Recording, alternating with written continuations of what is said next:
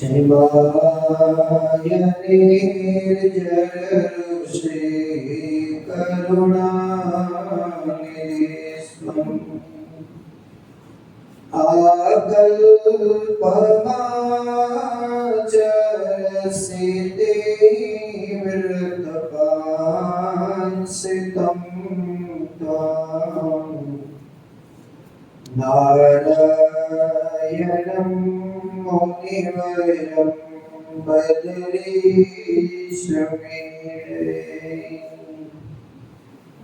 ओम श्री स्वामिनारायणाय नमो नमः। बोलो स्वामिनारायण भगवान की जय।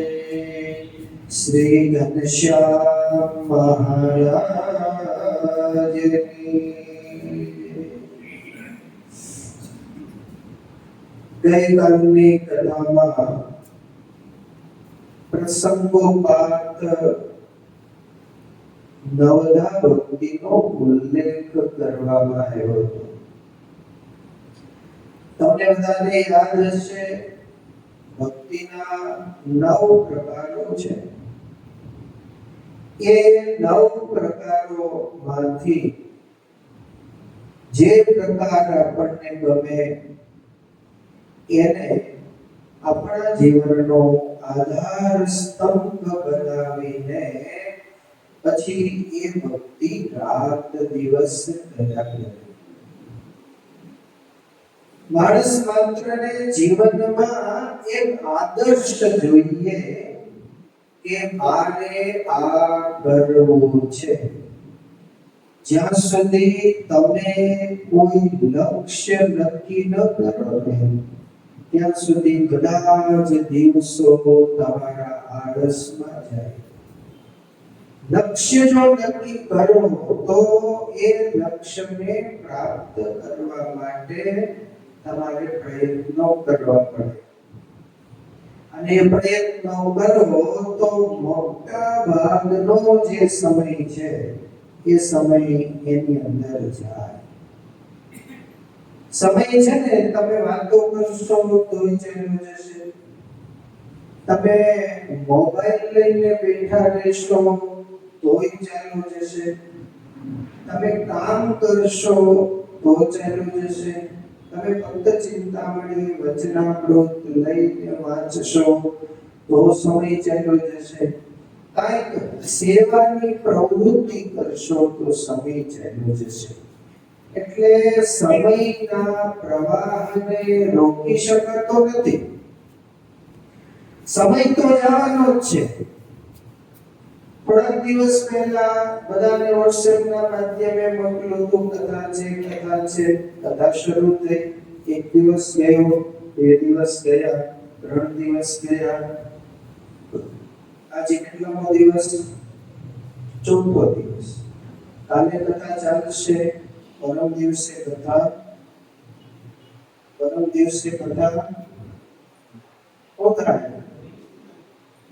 પૂરી થઈ જશે. અને પછી કથા પૂરી થઈ ગયા પછી આપણે શું કરશું? પાછા હતા એવા રહેવાનું. 4 વાગ્યો 5 વાગ્યા જેવો ટાઢો કોર થાય એટલે બાકડાનું ઓરડા ગોતી અને ત્યાં બેસી જશું. અને તમે ડાયા તો કહું છો એટલે ભક્ત ચિંતામણી લઈને બેઠા હોય, કોઈ વચનામૃત લઈને બેઠા હોય, કોઈ શિક્ષાપત્રી લઈને બેઠા હોય, કાંઈ ન લઈને બેઠા હોય તો પેન અને બુક લઈને બેઠા હોય. સ્વામિનારાયણ સ્વામિનારાયણ નામનું મંત્ર લેખન કરવા માટે. આ મંત્ર લેખનની વાત યાદ આવી એટલે તમને બધાને કહી દઉં. બીજું કઈ કરો કે ન કરો કઈ નહીં, પણ અહીંયા મંત્ર લેખનની બુકો ઘણી બધી પડી છે. એટલે ચાતુર્માસના 4 મહિનામાં એ બુકો તમે લઈ જશો અને એક વ્યક્તિએ એક ઘર દીઠ 50 બુક ભરવાની. કેટલી? 50 બુક સ્વામિનારાયણ સ્વામિનારાયણ સ્વામિનારાયણ લખીને ભરવાની છે. એટલે બુકો કાલે જો આપણે લઈ આવશું, પરમ દિવસે કથાની પૂર્ણાહુતિ થાય ને એટલે 50 લઈ જવાની છે એક ઘરની, અને બધાએ એ બુકો ભરવાની છે. એ બુકો જ્યારે ભરાઈ જશે ત્યારે ફરી એકવાર આપણે સમુદ્ર સ્નાન કરવા જશું અને ત્યાં પધરાઈ આવશું. પણ તમે લખીને બુકો ભરશો એટલે સમય તમારો ચાલ્યો જશે, પણ તમે તમારી જિંદગીમાં કાંઈ નહીં કરી શકો. કેમ? તો કે એક કોઈ પ્રકારનું લક્ષ્ય તમારા જીવનમાં નથી. એક એલઈડી કંપની લેમ્પ બનાવે છે. આપણા હરિભગતનો છોકરો એની આખી કંપની એને ઊભી કરી છે. ચાલુ વર્ષમાં એને જે કંઈ 2-5-10 કરોડનું ટર્નઓવર કર્યું હોય તે કર્યું હશે. પણ અમે જ્યારે અંકલેશ્વરમાં એની ઘરે, એની ઓફિસે, ફેક્ટરીએ પધરામણી કરવા ગયા, એને બેસવાનું જે ટેબલ અને ખુરશી હતી એની સામે દિવાલમાં એવું લખ્યું હતું 2025 થી 2026 લક્ષ્યાંક ટર્નઓવર ઓફ 200 કરોડ. આ વર્ષમાં 2025 થી 2026 એટલે 1/4/25 થી 31/3/2026 સુધીમાં આ કંપનીનું ટર્નઓવર મારે 200 કરોડ સુધી લઈ જવું છે. એ 200 કરોડ સુધી જેને કંપનીનું ટર્નઓવર લઈ જવું છે, એ માણસ આખો દી મોબાઈલ લઈને બેઠો રહે, આખો દિવસ વાતો કરવામાં રહે, જ્યાં બેસી જાય ત્યાં સમયનું ભાન ન રહે, કેટલાય કામ પડતા રહે, તો એ કંપની એની 200 કરોડ મૂકે. એ તો 5 નું ટર્નઓવર કરતો હોય ને, જો આમ ફાફા મારતો રહે તો એ વર્ષે 4-3 આવીને ઊભું રહે. એ લક્ષ્યાંકને સિદ્ધ કરવા માટે એને સમયનું બરોબર ધ્યાન રાખવું પડે. આ કામ આટલા વાગે થવું જ જોઈએ એટલે આટલા વાગે થવું જ જોઈએ. અહીંયા જે વહેલા ઉઠીને સવારે સેવા કરવા માટે આવે છે, તો એનો લક્ષ્યાંક છે કે 5 વાગે મારે મંદિરે પહોંચી જવું. એ 5 વાગે મંદિરે આવવા માટે એને 4:30 કે 4 વાગે ઉઠી નાહી ધોઈ પોતાની જે ક્રિયા કરવી પડે, ત્યારે 5 વાગે આવી શકે.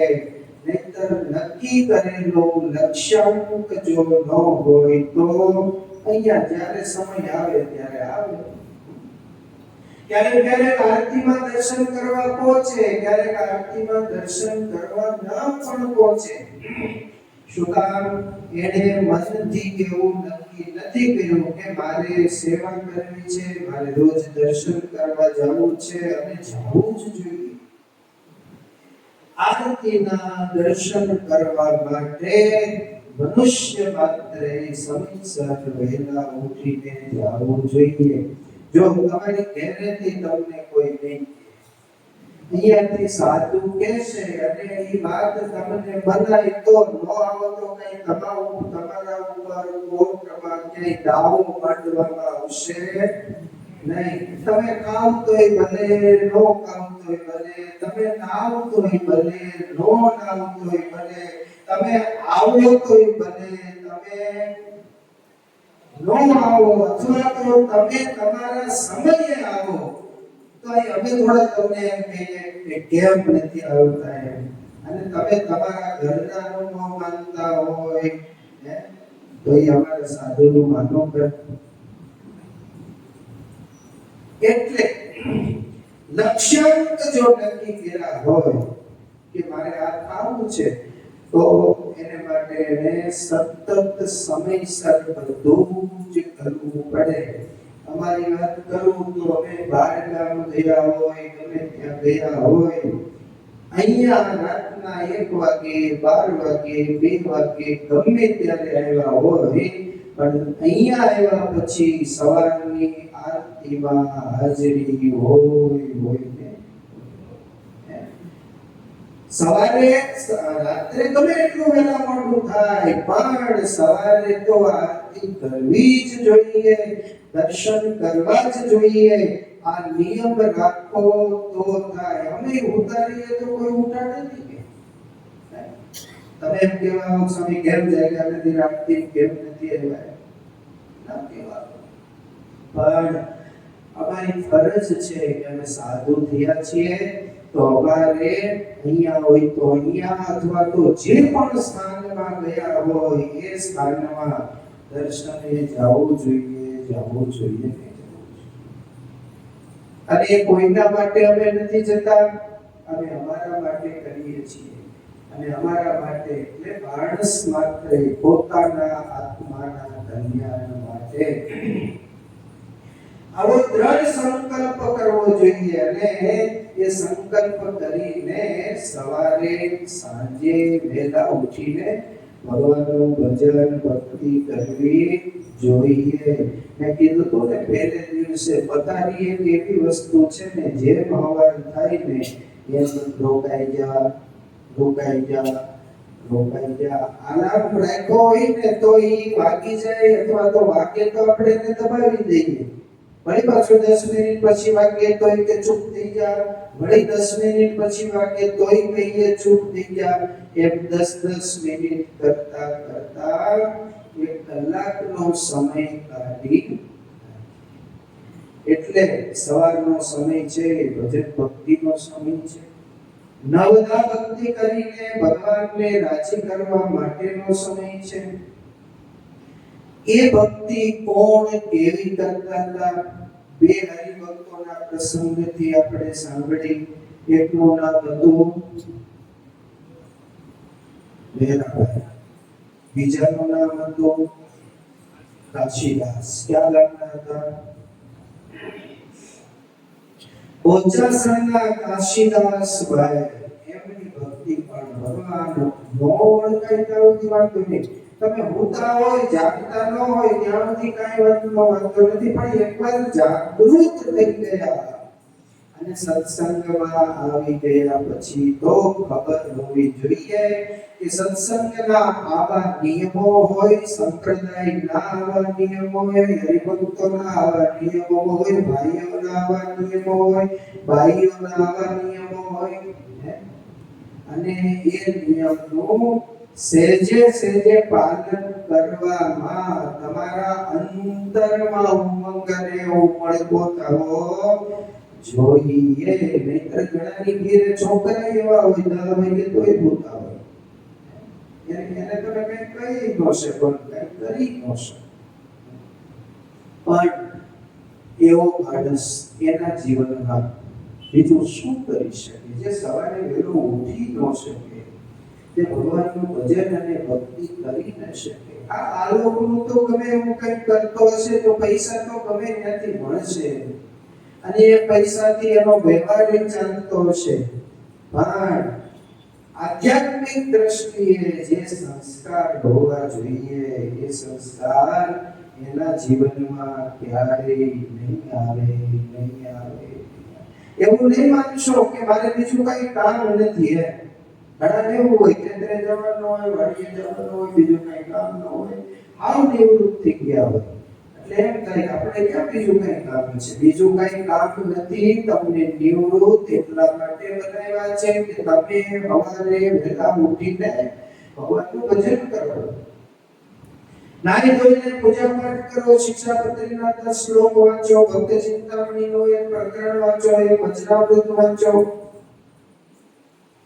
આ ભજન કરીને ભગવાનને રાજી કરવા માટે આપણને નિવૃત્તિનો સમય આપ્યો છે. અમુક એવા છે જેને નિવૃત્તિનો સમય નથી. સવારમાં 6 વાગ્યામાં ઉઠીને માણસ ટ્રેનમાં બેસે, 8-9 વાગે એને જ્યાં નોકરીએ જવાનું હોય ત્યાં પહોંચે, એ 9:30-10 વાગે કામે લાગે, 5:30 છૂટે, 3 કલાક ટ્રેનની મુસાફરી કરે, અહીંયા ઘરે આવે તો રાતના 9-10 વાગી જાય. એને બજેટનો ટાઈમ નથી તો એ ન કરે તો ચાલે. પણ આપણી પાસે જ્યારે સમય છે ભજનનો, ભક્તિનો, આપણા જીવનમાં કંઈક આગળ જવાનો, વિકાસ કરવાનો, ત્યારે જો આપણે નહીં કરી શકીએ તો પછી કાંઈ કરી શકવાના નથી. આ છોકરા અત્યારે ભણવાનો સમય છે, ચોપડી લઈને ન બેસે, આખો દી મોબાઈલ લઈને આટા માર્યા કરે તો એના જીવનમાં શું કરી શકે? કાંઈ નહીં. તો ભગવાનને રાજી કરવા માટે નવતા ભક્તિ સર્વથી શ્રેષ્ઠ છે. આપણા માટે એ સુખદાયી છે. આ નવતા ભક્તિમાંથી એક ભક્તિને ચયન કરીને આપણા જીવનમાં એને આદર્શ બનાવીએ. એ આદર્શ કરીએ તો આપણું જીવન સફળ કરનારી એ ભક્તિ છે. જેમ ઘી, દૂધ અને દૂધની બનાવટો વાળા ખોરાકથી શરીરને પોષણ મળે છે, એમ ભક્તિ વાળા જ્ઞાનથી જીવાત્માને મોક્ષ માર્ગે મળવાનું બળ પ્રગટ થાય છે. મનોબળ અને આત્મબળ વિના જીવમાં પેસી ગયેલી કંગાલ દશા દૂર નથી થતી. મને કાંઈ ન આવડે, હું શું કરી શકું, અથવા તો આળસ હોય અને બધા કામ કરતા હોય ને આપણે બેસી રહીએ તો જીવનમાં આ કંગાળતા દિવસે ને દિવસે વધારે આવતી જાય. પછી નાનું એવું કંઈક કામ હોય ને તો એ આપણાથી થઈ શકે નહીં. એટલે કહ્યું, આળસને અજ્ઞાન અતિશય કામ બગાડ્યું તારું. દેવાનંદ કહે દેખ વિચારી, દેવાનંદ કહે દેખ વિચારી, માન કહ્યું તું મારું રે, દુનિયામાં ડાયો ડાપણમાં દુઃખ પામે. દુનિયામાં બહુ ડાયો કહેવાતો હોય, વાતો કરવા બેહે એટલે ખૂટે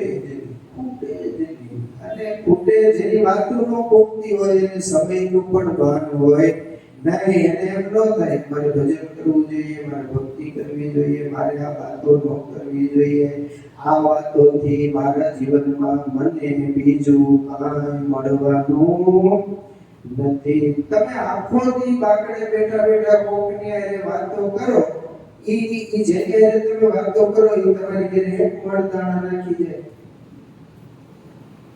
દે. ગમે એટલી વાતો તમે કરશો એની પાસે બેસીને, એ તમને કાંઈ આપવાનું, એમાંથી તમને કાંઈ મળવાનું નથી. એની હારે વાતો કરતા કરતા તમે કદાચ એના જેવા નિષ્ક્રિય થઈ જશો, એના જેવા આળસુ થઈ જશો. એના જેવા અહીંયા લખ્યું ને કે જો આત્મબળ અને મનોબળથી તમે કામ ન કરો ને તો કંગાલ થઈ જાઓ, અને કંગાલ દશા ક્યારેય દૂર ન થાય. આવી વાત અહીંયા કરવામાં આવી છે. જેમ જળથી વૃક્ષો અને વેલીઓ પોષણ પામે અને નવકલ્લવિત થાય, એ વૃક્ષ વેલી નવકલ્લવિત થાય તો એમાંથી ફળ પ્રાપ્ત થાય, અને એ ફળ પણ રસવાળું હોય. પણ જો એને કઈ પોષણ ન મળે તો એના ફળમાં રસ પણ ન હોય. તેમ જ્ઞાનની સાથે ભક્તિ કરવાથી મોક્ષ રૂપી દિવ્ય સુખની પ્રાપ્તિ થાય છે. એ નવદા ભક્તિમાં સ્મરણ ભક્તિનું મહત્વ ખૂબ છે. શ્રવણમ કીર્તનમ વિષ્ણુ સ્મરણમ પાદ સેવનમ અર્ચનમ વંદનમ દાસ્યમ સખ્યમ આત્મનિવેદનમ. એ 9 પ્રકારની ભક્તિમાંથી સ્મરણ ભક્તિનું મહત્વ છે. અને સ્મરણ ભક્તિ, શ્રવણ અને કીર્તન, આ બે ભક્તિ પહેલા પ્રયત્નપૂર્વક કરીએ, એનાથી શુભ સંસ્કારથી જ્યારે સંપન્ન થઈએ ત્યારે સ્મરણ ભક્તિ થાય. રોજ તમે કીર્તન બોલો ને તો ક્યારેક બોલવાનું હોય ત્યારે કીર્તનની ઘડી તમને યાદ આવે. રોજ બોલો જ નહીં તમે તો ક્યારેય કોઈ દિવસ તમને ક્યાંય કીર્તનની ઘડી યાદ આવશે નહીં. તો પહેલા તમારે અભ્યાસ કરવો પડશે, ત્યારે તમારા માનસની અંદર સ્મરણ શક્તિ થશે. સ્મરણથી એ ડેટા તમારા માનસમાં ફિટ થઈ જશે અને એના સંસ્કારો, એના અનુભવો એ પછી અંદર માનસ રૂપી તિજોરીમાં જમા થઈ જશે.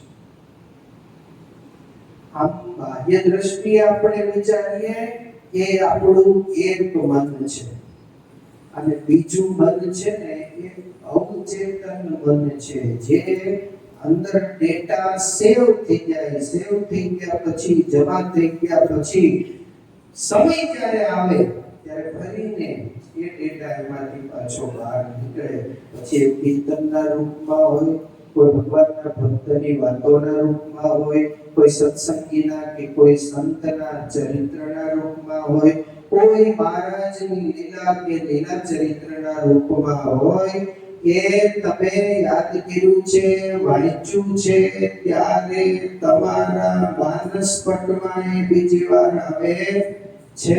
અને એ સ્મરણ એટલે યાદ કરવું, સંભાળવું. એને જેનો અનુભવ ન હોય તેને તેનું સ્મરણ થતું નથી. મુંબઈ કોઈથી તમે નથી ગયા તો તમને એવી ખબર ન પડે કે ત્યાંથી મુંબઈ જવાનું. પણ એકવાર મુંબઈ ગયા હોય, ગયા પછી અહીંયા આવી ગયા હોય, અહીંયા આવ્યા પછી કોઈ તમને પછી પૂછે મારે મુંબઈ જવું છે તો ક્યાંથી જવાય, તો તમે બધું કહેશો ને અહીંયાથી 2 રસ્તા છે. એક રસ્તો અમરેલીથી ગસા થઈને જશે, વલભીપુર થઈને, એક રસ્તો રાજકોટ થઈને લીંબડી થઈને બગોદરા જશે. બગોદરા 2 રસ્તા ભેગા થઈ જશે, ત્યાંથી વાસદવાળો રોડ આવશે, ત્યાંથી તમે વડોદરા પહોંચશો એ પહેલા વાસદથી દિલ્હી બોમ્બે એક્સપ્રેસ હાઈવે આવશે. એ એક્સપ્રેસ ઉપર ચડી જશો એટલે ઠેઠ વલસાડ સુધી તમને એક્સપ્રેસ રોડ મળશે. ત્યાંથી પાછા નીચે ઉતરી જશો, એ કરતા મુંબઈ પહોંચી જશો. તો આ થયું શું? આ જે રસ્તો મેં જોયો હતો, જે રસ્તેથી હું ગયો હતો, એ રસ્તાનું આજે ફરી એકવાર મને સ્મરણ થયું. આજે પછી 5 વર્ષ પછી કોઈ પૂછશે તો પણ આપણા માનસમાં એ પડ્યું છે એટલે આપણે એને બતાવી શકશું. કોને? તો કે જે કોઈ દિવસ નથી ગયા ને એને.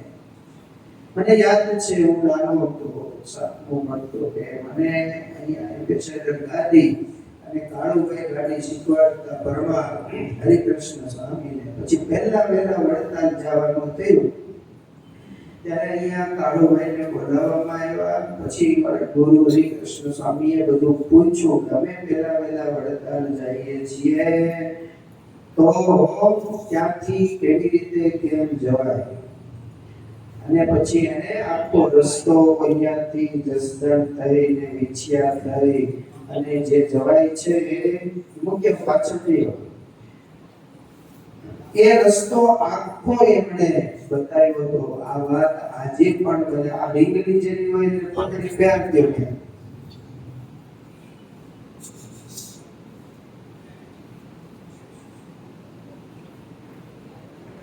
તો સ્મરણ એટલે યાદ કરવું, સંભાળવું.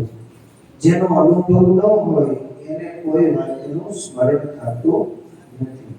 એટલે મહિમા અને મોટપ વગેરે ભગવાનના લીલા ચરિત્રો, ભગવાનના ઐશ્વર્ય પ્રતાપો આ વારે વારે સંભાળીને કીર્તન કો ગાઈએ અને એ કીર્તનની છાપ આપણા હૃદયની અંદર કેન્દ્રિત થઈ જાય છે અને સંસ્કારો એમાં દ્રઢમૂળ થઈ જાય છે.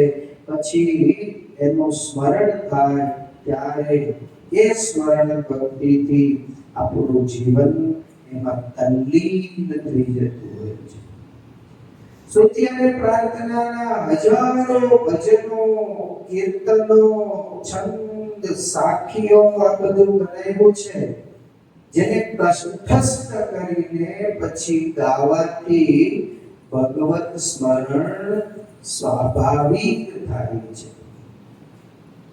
અહીંયાથી વર્ષો પહેલા દોહા કે છંદ કે કીર્તન કે કંઠસ્થ કર્યું હોય, જ્યારે સમય મળે ત્યારે જો આપણે ગાતા હોઈએ તો એને ફરીને યાદ ન કરવું પડે. એ સ્મરણ છે, સ્મૃતિ પટ ઉપર કેન્દ્રિત થઈ ગયું હોય છે. એનાથી ભગવાનનું સ્મરણ સહજ અને સ્વાભાવિક રીતે થઈ શકે છે. ચિત્તરૂપી તિજોરીમાં સ્મરણ ભક્તિથી ભરપૂર કર્યા વિના માયિક પદાર્થોની આસક્તિ અને વાસના ટળતી નથી. તેલને લગાવવાથી લોખંડનો કાટ ઉકળી જાય. ઘણા વર્ષથી નટ બોલ્ટ ન ખોલ્યા હોય, પછી તેલ એમાં ઓઇલ મૂકીએ અને પછી એને બરાબર થોડુંક ગળવા દઈએ તો એ કાટ જેમ ઉકળી જાય અને પછી એનાથી એની તાકાત વધે. એમ સ્મરણ ભક્તિ રૂપી તેજદાર તેલથી જીવાત્માની આસક્તિ રૂપ જે બાયા છે એ બાયાનો કાટ ઉકળી જાય છે. અને એ કાટ જ્યારે ઉકળી જાય ત્યારે રામબાણ ઔષધ બને. શાના માટેનો? તો કે મનને વશ કરવાનું સફળ સાધન છે. હૃદયને રંગવા માટેનો શ્રેષ્ઠ એ ઉપાય છે સ્મરણ ભક્તિ રૂપી એ ઔષધ જે તેલ છે એનાથી સ્મરણ વધારે ધારદાર અને સફળ બને છે. સ્મરણ અને ચિંતન પૂરી એક ભગવાનનું જ સ્મરણ કરવું એવું જીવનનું મુખ્ય ધ્યેય છે. સ્મરણ શક્તિ ચિત્ત અને મનની આશ્ચર્યકારક એવી અદ્ભુત શક્તિ છે જે સર્વને જેની હંમેશા આસક્તિ રહે છે. કોઈને તમે 50,000 રૂપિયા ઉછીના આપ્યા પછી ભૂલી જાઓ તો સામે વાળો દેવ આવે. આરો સજ્જન હોય તો આવે દેવાને, યાદ નથી તો આપણે શું કામ દેવા છે? તો વ્યવહાર માર્ગમાં પણ તમે કોઈને કંઈક આપ્યું છે તો એ વાતનું તમને સ્મરણ રહેવું જોઈએ. એ સ્મરણ ભૂલી જાઓ તો એમાંય તમે સંસારને વ્યવહારમાં સફળ ને સક્સેસ ન થઈ શકો. એટલે પરંપરાથી માણસને પુષ્કળ સંપત્તિ બધું મળ્યું હોય પણ જો સ્મરણ શક્તિ ન હોય તો એની ગણના ગમારમાં થાય, મૂર્ખમાં થાય. તો તમે એમ કીધું હોય તું આમ કરજે, પછી 2 દિવસ વયા જાય પછી એને પૂછો ભાઈ વડોદે મારું કામ કર્યું ને ભૂલી ગયો, હાલો આજે કરી નાખીશ. વળી તમે એને યાદ કરાવ્યું, વળી 2 દિવસ પછી એ મળ્યો, એને તમે એમ કહ્યું કે ભાઈ મેં તને કામ સોંપ્યું તું મૂક્યું, તો કે ભૂલી ગયો. વળી પાછું કે આજે કરી નાખીશ. વળી 15 દિવસ અઠવાડિયા પછી ભેગો થયો, તમે એને પૂછ્યું આ કામ થયું, તો કે ભૂલી ગયો. પછી આપણા મનમાં એના પ્રત્યેની કેવી છાપ ઊભી થાય? આ ભૂલકણો છે, આને કઈ યાદ રહેતું નથી. આવી વ્યવહારિક રસ્તામાં પણ, વ્યવહારિક માર્ગમાં પણ જો કોઈને આવો ભૂલી જવાનો સ્વભાવ હોય તો એની ગણના ગમાનમાં અને મૂર્ખમાં થાય. સ્મરણ શક્તિની સહાયથી પ્રત્યેક મનુષ્ય પોતાનો વ્યવહાર વ્યવસ્થિત રીતે ચલાવી શકે છે.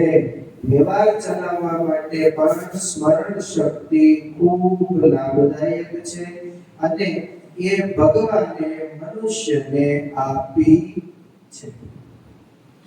કોમ્પ્યુટરની જે શોધ થઈ છે એમાં જે કાંઈ આપણે નાખીએ એ અચવાયેલું રહે છે. એની શોધ માણસના મગજ ઉપરથી કરવામાં આવી છે. આપણને આપણો જે મગજ આપ્યો છે ને એ મગજમાં ભગવાને એટલો બધો ડેટા સમાય એટલો સ્પેસ આપ્યો છે, ખાલી જગ્યા આપી છે. વૈજ્ઞાનિકો બુદ્ધિશાળી અને મગજનું સંશોધન કરનારા લોકો એને એવું તારણ કાઢ્યું છે કે આ જગતના માણસમાંથી 90% માણસ ઈશ્વરે આપેલા મગજની શક્તિનો 5% ઉપયોગ કરે છે. 90% માણસ 10%માંથી 5% જે માણસો છે એ એવા છે જે એમાંથી 15 થી 20% નો ઉપયોગ કરે છે અને 5% બાકીના જે માણસો છે એ એમાંથી 30 થી 40% ઉપયોગ કરે છે. ઈશ્વરે આપેલી મગજની શક્તિમાંથી 30 થી 40% ઉપયોગ જે વૈજ્ઞાનિકોએ કર્યા, જે ડોક્ટરોએ કર્યા, જે સંશોધકોએ કર્યા, જે બુદ્ધિશાળી સાધુ સંતોએ અને બુદ્ધિશાળી જીવાત્માઓએ કર્યા, એનાથી આ જગત આટલું બધું રૂપાળું છે. એમાંથી 60% બુદ્ધિનો ઉપયોગ થયો હોત, 70% થયો હોત, 80% થયો હોત તો આ વિશ્વ એમાંથી ક્યાંય ને ક્યાંય હોત. તો બુદ્ધિ શક્તિ છે એનો ઉપયોગ આટલો જ આપણે કરી શકીએ છીએ. કોમ્પ્યુટરના ડેટાની લિમિટ આવી છે કે ભાઈ એટલું તમે અંદર નાખ્યું, આટલા ફોટા નાખ્યા, આટલા વિડિયા નાખ્યા, આટલા મેસેજ નાખ્યા, એટલે પછી તમારે મોબાઈલ ના પડી જશે કે હવે આમાં જગ્યા નથી, તમારું કોમ્પ્યુટર ના પડી જશે હવે આમાં જગ્યા નથી. આમાં તમારે જેટલું નાખવું એટલું નાખો, તમારું શરીર કોઈ દી ના ન પાડે કે હવે આ મગજમાં જગ્યા નથી. મગજમાંથી ભરાતું નથી, પણ ગાંડા પાગલ ને વાતુડિયા ને બકબક કરનારા ને ઓછી બુદ્ધિવાળા માણસો ભેગા થાય ને તો અડધી કલાક કે કલાક એની સાથે બેસો તો બીજા એની પાસેથી ઊભો થઈ જાય ને આ ભરાડાની પાસે ક્યાં બેઠો એને મારું મગજ ખાલી કરી નાખ્યું. આવું ઘણાના મોઢે તમે સાંભળ્યું હશે. અમુક માણસની પાસે તમે બેસો તો એ તમારું આખું મગજ ખાલી કરી નાખે. એવી બિનઉપયોગી વાતો તમારી પાસે કરે જેની તમારે કાંઈ જરૂર હોય નહીં, જેને તમને ક્યાંય એ વાતોને છેડો મળતો ન હોય છતાંય તમારી પાસે આવી અને તમારો ટાઈમ બગાડે, તમારી મગજની શક્તિ બગાડે, તમારું મગજ ખાલી કરે, એનો એને કાંઈ અર્થ ન હોય. તમે જવાબ દો તો ઈ કાંઈ યાદ રાખે એવો હોય નહીં, પણ તમારું મગજ બગાડીને તમારું મગજ ખાલી કરીને ભર્યો જાય. હજી સુધી એક પણ ફરિયાદ એવી નથી આવી કે આટલું જ્ઞાન મેળવીને, આટલું પ્રાપ્ત કરીને, આટલી સિદ્ધિ પ્રાપ્ત કરીને એક માણસનું મગજ ભરાઈ ગયું અને મગજમાંથી એવો અવાજ આવ્યો કે હવે આમાં વધારે નહીં આવે. આવી એક પણ ફરિયાદ આવી. તો આ ભગવાનની આપેલી જે શક્તિ છે એ શક્તિની દેન છે. એ શક્તિએ કરીને આ કોમ્પ્યુટર બન્યું છે.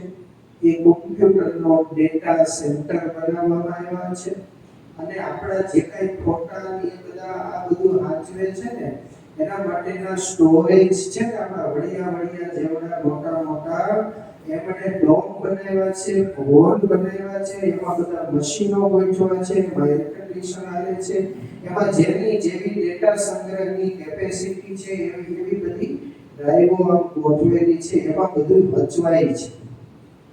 પણ એવડા મોટા ડેટા સેન્ટરમાં જેટલો ડેટા સમાય એટલો ડેટા, એના કરતા પણ વધારે ડેટા ભગવાને આપણા આવડા એવા મગજની અંદર મૂકી દીધું છે. આ ભગવાનની મહાનતા છે, આ ભગવાનની શક્તિ છે. અને એટલે ભગવાન કરી શકે એવું બીજું કોઈ કરી શકતું નથી. આપણે તો દૂધમાં પાણી નાખી શકીએ, પાવડરનું દૂધ બનાવી શકીએ, યુરિયાનું દૂધ બનાવી શકીએ. હજી સુધી એવી લેબોરેટરી નથી કે ઘાસનું દૂધ બને છે. તમે અહીંથી 2 મકાઈના પૂળા નાખો, 2 જાયના પૂળા નાખો, એક પોટલું ભરીને પાલો નાખો મશીનમાં, અને ઓલી બાજુ દૂધ નીકળે. આવું મશીન બનાવ્યું. આવું મશીન જે દિવસે માણા બનાવશે ને તે દિવસે એ ભગવાનથી આગળ નીકળ્યો કહેવાશે. કેમિકલનું મિશ્રણ કરી તો બધું બનાવી શકાશે, પણ આ શક્તિ કોઈનામાં ઈશ્વરે મૂકી. એટલે સ્મરણ જે છે એ ખૂબ લાભદાયક છે. સૂતા, બેસતા, જાગતા, ઉઠતા સર્વ ક્રિયામાં આદરપૂર્વક ભગવાનનું સ્મરણ થઈ શકે એવો આપણે આગ્રહ રાખવો જોઈએ, એવો આપણે પ્રયાસ કરવો જોઈએ. સૌરાષ્ટ્રમાં જેતપુરની બાજુમાં થાણા ગાલોડ નામે ગામ છે. ત્યાં જસાભાઈ રાજગોર કરીને એક હરિભગત રહેતા હતા. આ જસાભાઈ સત્સંગી હતા. ગઢપુરથી મહારાજ સંતો સાથે જુનાગઢ જ્યારે જતા હોય ત્યારે જસાભાઈને ત્યાં ઉતારો કરતા. બપોરનો સમય હોય તો બપોરે ત્યાં થાળ કરતા, સાંજનો સમય હોય તો થાળ કરીને રાત્રે ત્યાં રોકાતા. ભગવાન સ્વામિનારાયણ કેટલી વાર આવતા જતા, એમને ઘરે એમણે ઉતારો કરેલો. સંતો પણ જ્યારે આ રસ્તેથી પસાર થતા ત્યારે સંતો પણ આ ગામમાં જસાભાઈ રાજગોરને ઘરે ઉતારો કરતા. એક દિવસ સંતો સોરઠની પંચતીર્થી કરવા માટે નીકળ્યા. મુક્તાનંદ સ્વામી અને એનું સંત મંડળ ગઢડાથી નીકળીને પંચતીર્થી કરવા માટે જઈ રહ્યા હતા. રસ્તામાં થાણા ગાલોડ ગામ આવ્યું. થાણા ગાલોડ તો જોયું છે. તો સ્વામી ત્યાં રોકાયા છે. બપોરનો સમય થયો, બપોરે થાળ કર્યો છે, મંડળે સહિત રોકાયા. બપોર પછીનો 3-3:30 વાગ્યાનો સુમાર થયો એટલે જસાભાઈને કહ્યું અમારે સંતોએ સ્નાન કરવા માટે જવું છે. એટલે એ સમયે ઘરે તો બહુ જાજી સ્નાન વગેરેની વ્યવસ્થા ઓછી હતી. બહુ તારે બધા સવાર લોકો જ્યારે પણ સ્નાન કરવું હોય ત્યારે નદીએ જતા, અને નદી એ સમયે 12 માસી હતી. 12 માસી એટલે 12 મહિના નદી વહેતી હોય. મેં પણ જોયેલું છે. આપણો આ ગુરુઓ છે એ 12 મહિના વહેતો. જ્યારે 80ની સાલમાં અહીંયા આવ્યા ત્યારે. પણ ત્યાર પછી તો સમય જેમ જતો ગયો એમ સુકાઈ જવા લાગી. પછી અમુક વર્ષ તો એટલા બધા દુષ્કાળના પણ વચ્ચે ગયા. પણ એ પહેલા 12 માસી નદીઓ હતી.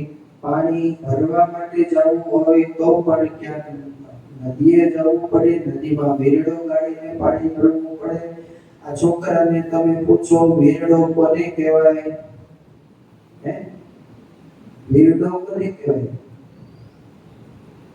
એ ખબર નથી. તો એ વેરડામાં પાણી ભરવા જતા. ઘણા એ મોટી ઉંમરના બહેનો ભાઈઓ છે એને વેરડા જોયા હોય. વાડીએ ગયા હોય તો ખેતરની બાજુમાં નદી જતી હોય તો એ નદીમાં વેરડો ગાળીને ત્યાંથી મટકું લઈને છાલીઓ લઈને જાય અને પાણી ભરતા અને પાણી મટકાનું લઈ આવતા. તો 12 માસી નદીઓ હતી એટલે સંતો એ નદીઓમાં સ્નાન કરવા માટે જતા. જસાબાઈને સાથે લઈ મુક્તાનંદ સ્વામી પોતાના મંડળને સાથે લઈ અને થાણા કાલોડ ગામની પાછળની બાજુથી, એટલે આગળનો ભાગ જે નદીને કાંઠે છે એ ભાગ આગળનો, પાછળનો ભાગ એટલે અત્યારે જ્યાં મંદિર બનાવવામાં આવ્યું છે, મંદિર જોયું છે થાણા કાલોડનું? કોને જોયું છે? બરાબર. નીકળે પાદરમાંથી ઘણાય પણ આજુબાજુમાં જોવે એવી છે.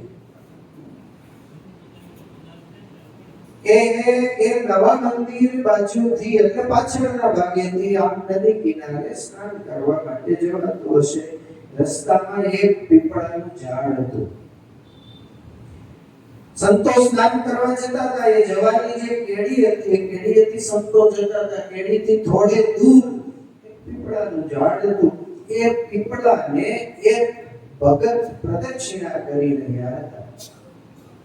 અને મુમુક્ષુ જીવાત્મા પ્રદક્ષિણા કરે, રામ રામ રામ રામ ભજન કરતા કરતા એ પીપળાને પ્રદક્ષિણા કરી રહ્યા હતા. સ્વામીનું ધ્યાન ગયું એટલે સ્વામીએ જસાભાઈને પૂછ્યું, જસાભાઈ બોલું કોણ છે? સ્વામીએ આ ગામના એક મુમુક્ષુ જીવાત્મા છે, મોક્ષના ખરા ખપવાળા જીવાત્મા છે, તો ત્યાં શું કરે છે? સ્વામી આ વ્યવહારે ખૂબ સુખી છે, કોઈ જાતની વ્યવહારમાં તકલીફ નથી, છતાંય ભગવાન મળે એવા આશયથી જ્યારે પણ ફ્રી થાય, નવરા થાય એટલે અહીંયા આવે ને પીપળાને પ્રદક્ષિણા કર્યા કરે અને રામ રામ રામ રામ રામ નામનું ભજન સ્મરણ કરે છે. સ્વામીએ સાંભળ્યું એટલે સ્વામીને એમ લાગ્યું કે આ જીવાત્મા મોક્ષના ખરા કપવાળો જીવાત્મા છે. આપણે છે ને આ પીપળાને પ્રદક્ષિણા કરનાર ભક્ત છે ને, એના જીવનમાંથી આપણે કંઈક લેવાનું છે. શું લેશું આપણે? નવરાશનો સમય મળે ત્યારે આપણે શું કરશું? એ નવરાશનો ટાઈમ મળે ત્યારે પીપળાને પ્રદક્ષિણા કરવા જતા.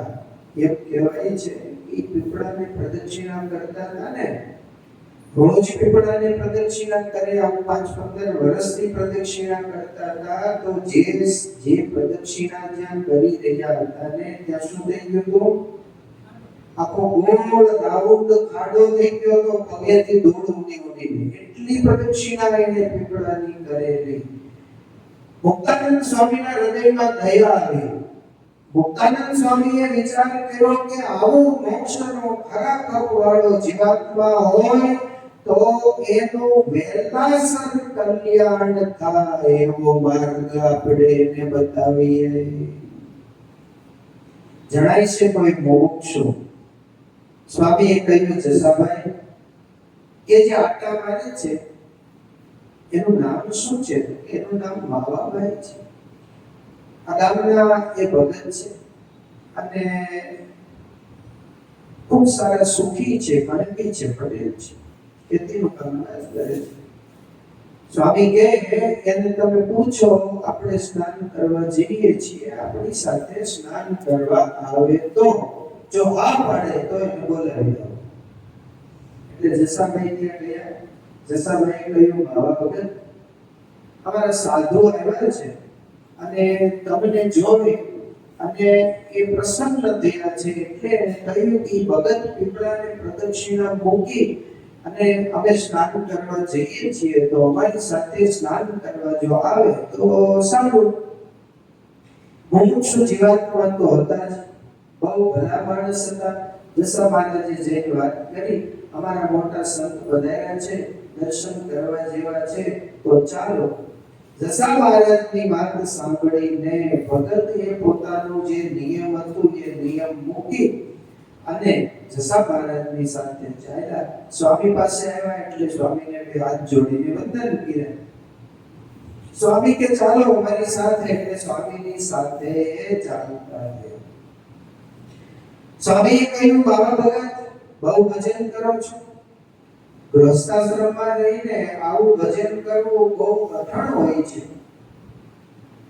અમે સ્નાન કરવા જઈએ છીએ તો ગાલોડીએ અમારી ભેગા સ્નાન કરો. એ નદીનું નામ કેવું છે? ગાલોડીઓ. એટલે બહુ સારું એમ કહીને સાથે ચાલ્યા. સંતો ચાલતા જતા હતા ને તો ભજન કરી જતા હતા, કોઈ ઊંચા સ્વરે કરીને કીર્તન કરતા હતા, સ્વામિનારાયણ સ્વામિનારાયણ ભજન કરતા હતા. આ સાંભળ્યું એટલે બાબા ભગતને હારો આવ્યો. સંતો સ્વામિનારાયણ સ્વામિનારાયણ ભજન કરતા કરતા જતા હતા. તો બાબા ભગતને એમ થયું કે આ સાધુ ભજન કરે તો મારે ભજન કરવું જોઈએ, પણ એને સ્વામિનારાયણ આવડે નહીં. એટલે એ આરે આરે સ્વામી રામ સ્વામી રામ સ્વામી રામ એમ ભજન કરતા કરતા સાથે ચાલ્યા અને બધા નદીએ પહોંચ્યા. નદીએ ગયા પછી નાવું ધોવું વગેરે ક્રિયાઓ સંતો પોતપોતાની રીતે કરવા લાગ્યા. મુક્તાનંદ સ્વામી એ સ્વચ્છ જે રેતી હતી એ રેતીમાં બેઠા. બે સાધુ ત્યાં જે બેઠા હતા એ બે સાધુ મુક્તાનંદ સ્વામીની બાજુમાં બેસીને કીર્તન ગાવા લાગ્યા. બાબા ભગત પણ બાજુમાં બેસી ગયા અને એ કીર્તન સાંભળવા લાગ્યા. સંતોના મુખમાંથી શબ્દો નીકળ્યા. જાવું છે રે જાવું છે રે જાવું છે નિદાન ભજ ભગવાન રે જીવ જાવું છે જાવું છે રે જાવું છે આઈ રેવાનું છે કાચું માને સાચું રે જીવ જાવું છે જાવું છે રે જાવું છે રે ધનવાલ મેલી ઠાલો ઠેલી રે જીવ જાવું છે. આ શબ્દો નિષ્કુળાનંદ સ્વામીના છે. અહીં કાયમ માટે રહેવાનું છે, એટલા જ રહેવાનું છે. હાય ખબર નથી ઘડી પલ કી ખબર નહીં કરે કાલ કી બાત એક ઘડીની ખબર નથી. ઘરે બેઠા હોય, ઓસરીમાં બેઠા હોય, બીડી હળગાવી હોય અને આમ સરસ ટેકો દઈને પીતો હોય, બીડી હાથમાં રહી જાય ને પોતે ઠરી જાય. એવા ઘણા બધા ગયા. એને હોસ્પિટલ સુધી પહોંચવાનો કે પહોંચાડવાનો સમય પણ રહ્યો નથી. સાધન હતા, સુવિધા હતી, ગાડીઓ પડી ત્યાં, બધું જ હતું, પણ શું નતું? આયુષ્ય. એટલે રહેવાનું છે કાચું, છતાંય આપણે કાયમ માટે અહીંયા રહેવાનું છે એવું સાચું માનીને અહીંયા જીવીએ છીએ. ધન માલ મેલી ઠાલું ઠેલી, ધન માલ મિલકત જે કાંઈ હશે એ બધું પણ અહીંયા મૂકીને જવાનું છે. જઈએ ત્યારે ખાલી હાથે જવાનું છે. કોઈએ એમ કીધું કે આટલું બધું હોનું તમે ભેગું કર્યું, 2-5 લકડીઓ કટારામાં કે ક્યાંક પડી હોય તે મરી ગયા તે ભેગી લેતા જાવ, મુઠ્ઠીમાં બાંધી દીધી કોઈ. આ બરાબર આ મુઠ્ઠીમાં વાળી પકડી લ્યો, આ લેતા જાવ, કોઈને ખબર ન હોય ને એમ હું તમને આ 2 લકડી આપું છું, તમારે કામ આવશે. નહીં દીધી ઓલી વીટી છે ને, વીટી કેટલા વર્ષ પહેલા પહેરી હોય, બહુ બહુ જૂની થઈ ગઈ હોય ને ઘસાઈ ગઈ હોય, આંગળી નથી નીકળે એવી ન હોય ને, કોઈ ગમે કરી કાપી કે વીંટી કાઢી દેશે, એ વીંટીને જવા નહીં. સ્મશાને જાશે, સળગાવી દેશે, વીંટી સળગશે ત્યારે ગોતી લેશું, એવું કોઈ કે ત્યાં તો હાડકા ગોતવા જાય. પછી અસ્થિને લઈ ગળામાં પધરાવીએ અને પછી છે હરિદ્વાર સુધી લઈ જઈએ. અમારા દાદા હરિદ્વાર ગંગાજીમાં એના અસ્થિ પધરાવીએ એટલે સ્વર્ગમાં ભયા જાય. ગંગાનો મહિમા છે બરાબર છે, ગંગાજીએ જઈએ બરાબર છે, વિધિ કરીને અસ્થિ પધરાવીએ છીએ એ બરાબર છે, પણ એ અસ્થિનું માળખું જે દિવસે હાલતું ચાલતું હતું એ દિવસે કોઈથી મંદિરે ગયો નહોતું. હવે મંદિરે હાલતું ચાલતું માળખું કોઈ દી ન ગયું હોય એ હાડકા પધરાવીએ જતા છે. આપણી શ્રદ્ધા છે, આપણો ભાવ છે, સનાતની આપણી પરંપરા છે, કરીએ બરાબર છે, પણ જે કાંઈ કરીએ તે બધું જ જીવતા કરી લેવાનું છે. એક લાકડાના બાપા હતા, ઓળખો છો?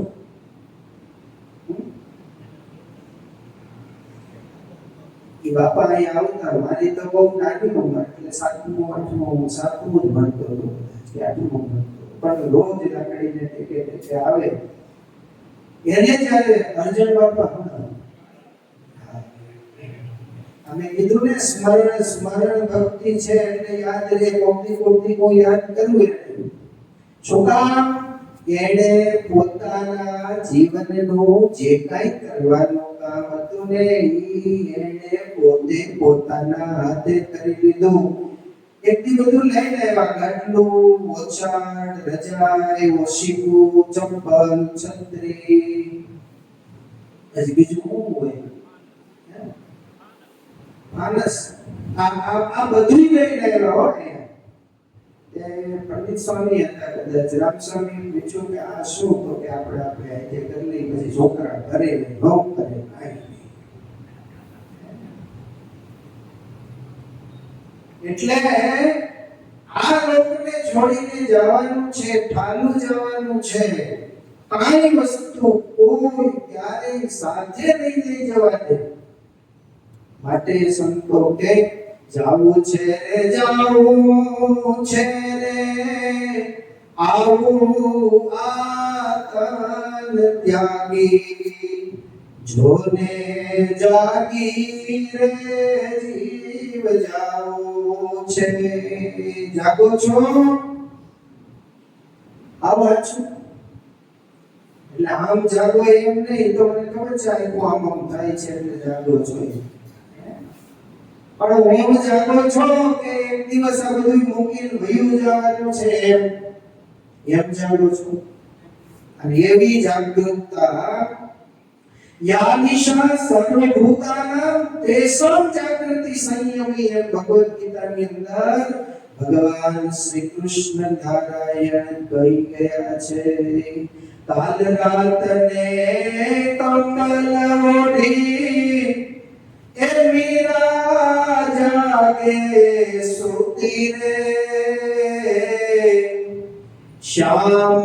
શ્યામના સૂરજ સાથે મીરા સૂરજ મુખી રે. કાલ રાત્રિ અને કંબલ ઓઢીને આપણે બધા સુઈ જઈએ છીએ. શિયાળાની ઠંડી હોય તો ધાબળો, બ્લેન્કેટ, ગોદડા ઓઢીને સુઈ જઈએ છીએ. એ સુઈ જવાની મનાઈ નથી, પણ કંબલ ઓઢીને સુઈ ગયા પછી પણ સતત અંતરાત્માથી જાગૃત રહેવાની જરૂર છે. આ મારું નથી, આ મારું નથી, આ મારું નથી. એને જાગતા હોય એવું કહ્યું. બાકી તો એમને જાગતા તો ઘણા આખી રાત જાગે છે. પોતે બેઠા 10, 11, 12, 1, 2 કઈ નક્કી કરો. 2 વાગે તોય ખબર ન હોય. પહેલાનો સમય એવો હતો, કોઈની પાસે ઘડિયાળ નહોતી, હવે તો મોબાઈલ છે એટલે જોઈ લે. પણ એક સમયે નળિયાવાળા મકાન હતા, કોઈને ખબર નહોતી કે આ ઘડિયાળ કે સમય કેટલો થયો. કોકની પાસે ભાગ્યશાળી હોય, એની પાસે ઘડિયાળ હોય, ત્યારે બેઠા બેઠા કેટલો સમય વહી ગયો એને ખબર ન હોય. પછી કે હાલો હાલો ક્યારના બેઠા છીએ, ઊભા થઈએ એમ કરીને હાલતા થાય. એનો એક જણો કે કેટલા વાગ્યા એ તો જોવું જોઈએ ને, એટલે સવારે ઉઠવાની ખબર પડે. એટલે કે જાણવું છે તો કે હા, એક જણો ડાયો હતો ને, આયલો જતો તો રસ્તામાં વાકો વળીને આવડો પથ્થરો લીધો અને એ પથ્થરો નળિયાવાળા બાજુના મકાનમાં નાખ્યો. એ મકાનમાં નાખ્યો. એ હાંડળો ડોશીમાં જાગી ગયા અને ડોશીમાં તે રોયા. 2 વાગ્યા તોય હોતા નથી. એટલે 2 વાગ્યા.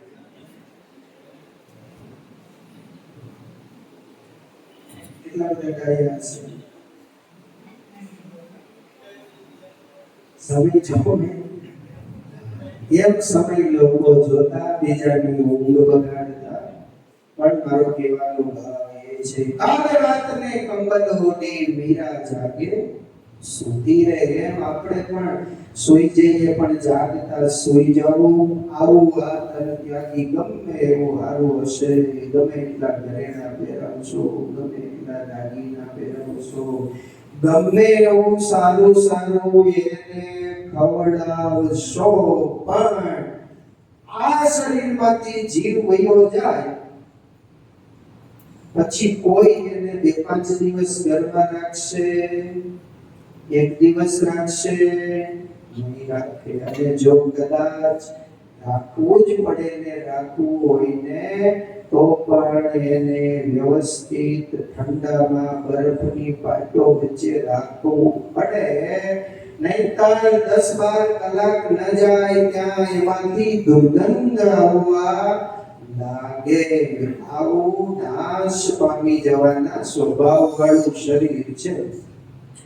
જે ખોરાક સવારે રાંધ્યો અને રાત પડે કે બીજા દિવસે બગડી જાય, ઈ ખોરાકથી આ શરીર પુષ્ટ થયેલું છે.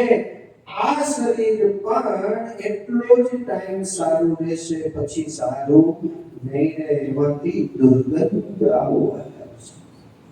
સંતો સરસ મજાના કીર્તન ગાય છે. એ કીર્તન પૂરું થયું. 2 સંતો ઊભા થઈને સ્નાન કરવા ગયા. બીજા 2 સંતો સ્નાન કરીને આવી ગયા હતા. એ બેઠા અને એ સંતો બેઠા એટલે મુક્તાનંદ સ્વામીની બાજુમાં બેસી અને એ સંતોએ કીર્તન ચાલુ કર્યું. શું કર્યું? રે સગપણ હરિવરનું સાચું, બીજું સર્વેક્ષણ ભંગુર કાચું. રે સગપણ હરિવરનું સાચું. રે સૌ સાથે પ્રીત ટાળી, રે લાગ્યું મન મીચ્યા ભાડી. છે વરવા જેવા એક વનવાણી, રે સગપણ હરિવરનું સાચું. રે શરણ નહીં આવરતા થોડી, તુચ્છ જાણીને એથી આશા તોડી. મેં તો જગના જીવનથી જોડી, રે સગપણ હરિવરનું સાચું. આ કીર્તન સંતો બોલ્યા. બંને સંતોએ કીર્તન ગાયા અને માવા ભગતે ધ્યાનથી બેઠા બેઠા સાંભળ્યા. આટલું નહીં, મુમુક્ષુ જીવ તો હતા. જેમ જેમ કીર્તન સાંભળતા ગયા ને એમ કીર્તનની સાથે સાથે એના શબ્દોને સાંભળતા સાંભળતા માથું જે છે એ આમ ડોલાવતા ડોલાવતા સાંભળવા. થોડી વારમાં સંતો સ્નાન કરીને પધાર્યા. બીજા સંતો કીર્તનો ગાવા લાગ્યા. એ સંતો નાવા ગયા. પરવારીના સંતો ધ્યાનમાં બેસી અને ભગવાનનું ભજન કરવા લાગ્યા. કીર્તન ભક્તિ પૂરી થાય એટલે મુક્તાનંદ સ્વામીએ ભગવાન સહજાનંદ સ્વામીના ઐશ્વર્યની વાતો કરવા લાગ્યા. પ્રભુ પરાયણ બધા જ સંતોના જીવનને જોઈને માવા ભગતને સંતોનો ગુણ આવ્યો છે. સત્સંગમાં વર્તમાન ધારણ કર્યા, સત્સંગી થયા. પ્રભાવશાળી સાધુ પુરુષના સમાગમથી મનુષ્યને પરમ શાંતિનો અનુભવ થાય છે. અને એ સંતો પાસેથી અસંતોએ કરેલી વાતોમાંથી સદુપદેશમાંથી એ ઉપદેશને ગ્રહણ કરી અને પોતે તરત એને સ્વીકારી લે છે. બાબા ભગત પણ પોતાના મનની જે કાંઈ ધારણ કરેલી માન્યતાઓ હતી એ માન્યતાઓનો ત્યાગ કરીને દૃઢ સત્સંગી થયા. સ્વામી ત્યાંથી ચાલતા થયા એટલે બાબા ભગતે કહ્યું કે મારા અંતરમાં એવી ઈચ્છા છે, મને સ્વામિનારાયણ ભગવાનના દર્શન કરાવો. બાબા ભગતને મુક્તાનંદ સ્વામીએ કહ્યું, ભગવાનના જો તમારે દર્શન કરવા હોય તો અમારી સાથે ચાલો તો અમે તમને દર્શન કરાવીએ. મુક્તાનંદ સ્વામીને ખબર હતી કે મહારાજ મેઘપુરમાં બિરાજમાન છે. મુમુક્ષુતા પ્રગટ થઈ હતી. સંતોની વાતો સાંભળીને ભગવાન શ્રી હરિના દર્શન કરવાની અંતરમાં તાલાવેલી થઈ હતી. માવા ભગત બધું કામ પડતું મૂકીને જે કાંઈ વ્યવહાર કરતા હતા હશે એને સોંપી અને સંતોની સાથે ચાલતા થયા. જુનાગઢ આવ્યા. જુનાગઢથી ચાલીને મહારાજ મેઘપુર હતા ત્યાં આવ્યા. સંતોને સાથે માવા ભગત મેઘપુર આવ્યા. એ સમયમાં મેઘપુરમાં ભાટ લોકોની સાથે ધીંગાણું થવાથી ભગવાન સહજાનંદ સ્વામીના પરમ અનન્ય આશ્રિત મૂળજી લોહણા હતા. એ લડતમાં ઘાયલ થયા અને એનું પ્રાણ પંકે ઉડી ગયો. મહારાજે એને કહ્યું કે જીવતું રહેવું હોય તો જીવનદાન આપીએ, આયુષ્ય આપીએ, પણ કે મહારાજ મારે કઈ ઈચ્છા નથી, મારે તમારા ધામમાં જવું છે. એટલે આ ઝઘડો બરાબર ચાલતો તો મૂળજી ભગતનો અક્ષરવાસ થયો હતો અને એમાં મુક્તાનંદ સ્વામી આ તાજા બનેલા હરિભગતને માવા ભગતને લઈ અને આવ્યા. એટલે પાર્ષદો જે હતા, જે અધ્યાત્મબંધ ભગવાનની સાથે ચાલનારા ભગવાનના આશ્રિતો હતા, એ બધાએ વિચાર કર્યો કે આ બધાને તો સમજણ છે, સમજણનું જ્ઞાન છે, એટલે એને તો બહુ વાંધો આવશે નહીં, પણ આ વાત જો આ સાંભળશે તો દરબારની ભાષામાં કહો ઈ કાટી સાહેબ દરબારો જે હતા ને એને કહ્યું કે આ વાત જો સાંભળશે ને તો આ કડબાનું ભૂંડું થાય. આ એક સમયની વાતો કરેલી હોય. અત્યારે તો આપણે કોકને કહીએ તોય ઘણી બધી મુશ્કેલી થાય, પણ આ તો એ ભાષામાં એને કહ્યું. આવું જ્યારે થાય એક તો તાજો તાજો સત્સંગ હોય, ભગવાનના સ્વરૂપનો માંડમાંડ નિશ્ચય થયો હોય ને આવી વાત સાંભળે એટલે ઘણા બધા કાચા પોચા સત્સંગી હોય એમને તો આ સત્સંગ છોડીને ચાલ્યું જવાનું મન થાય. આ વાત જ્યારે ભગવાન સ્વામિનારાયણે સાંભળીને ત્યારે ભગવાન શ્રી હરિ કે ઈ તો કાચા પોચા જે હોય ને એના નિશ્ચયમાં ડગમગાટ થાય. આના ગુરુ કોણ છે? મુક્તાનંદ સ્વામી છે. અને મુક્તાનંદ સ્વામીએ એને નિશ્ચય કરાવ્યો છે. ગુરુ એના બહુ સમર્થ છે, માટે એનું ગુરુ પિતા એ સત્સંગ છોડીને નહીં જાય. ભગવાનના દિવ્ય મનુષ્ય ચરિત્રનું રહસ્ય એને આ સાધુએ સમજાવ્યું છે. ભગવાન શ્રી હરિના દર્શન કરાવ્યા, મુક્તાનંદ સ્વામીએ ઓળખાણ કરાવી અને બાબા ભગત સ્વામીની સાથે આખા પીપલાના લોજ આ પંચતીર્થમાં દર્શન કરવા માટે ગયા અને ત્યાંથી ફરતા ફરતા પોતાને ઘરે આવ્યા. બાબા ભગત વ્યવહારે ખૂબ સુખી હતા. ગામમાં અગ્રગણ્ય હરિભગત સત્સંગી થયા. વ્યવહાર સંબંધી પ્રવૃત્તિ જે હતી એ મોટા સત્સંગી હોય, પૈસાવાળા, સાધન સંપન્ન હોય, થોડા બુદ્ધિશાળી હોય તો લોકો એને પૂછે, એની સલાહ અને વ્યવહારમાં આગળ રાખે. પણ બાબા ભગતે સત્સંગ થયા પછી ધીમે ધીમે આ બધું ઓછું કરી નાખ્યું અને જાજો સમય ભગવાનના સ્મરણમાં અને ચિંતનમાં, મૂર્તિનું ધ્યાન કરવામાં વિતાવ્યો. પોતે ઘરના સુખી હતા. ભોજનમાં ફક્ત છાશ અને રોટલો લેતા. બહુ સુખી હોય તો આરામ વ્યવહારનું મિશ્રણનું વાનગી બનાવીને ખાવાનું મન થાય, પણ હારું હારું ખાય ને જાજુ ખાય પછી આળસ બહુ વધે.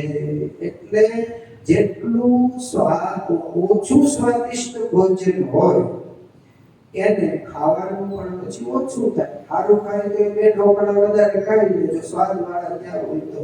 પણ કાચા રહી ગયા હોય, ઢોકળા વગર હોય તો પછી અડધા મૂકી દે. પણ હારા વધે તો બે આવા સરસ મજાના બનેલા છે તો બે ઢોકળા ખાઈ લે. તો ઘરના સુખી હોવા છતાં પણ ઓછું જમતા. રસના ઇન્દ્રિયને જીતવા માટે મીઠા વગરનું મોડું જમતા. એક દિવસ ટ્રાય કરવી, મોડું બનાવવું અને કઈ દેવું એટલે પછી માથાકૂટ ન થાય. મીઠું માંગતા નહીં અને મીઠું નાખ્યું નથી એટલે કઈ જમવા થાળી પીરસી દેવું એટલે પછી વાંધો આવે નહીં. આજનો દિવસ આ નિસ્વાર્થી વર્તમાન પાળવાની શરૂઆત છે. બાબા ભગત સાધન સંપન્ન હતા તોય મીઠા વગરનું જમવું, દૂધ, ઘી, દહીં વગેરે વગરનું લૂકું અન્ન જમવું, કેટલો સમય ફળાહાર કરવો, ક્યારેક એક જ અન્ન જમવું, આવા બધા નિયમો બાબા ભગત લેતા. મારા મહેમાનથી પણ વધારે અધિક સન્માન સંતો જ્યારે આંગણે પધારતા ત્યારે એનું કરતા.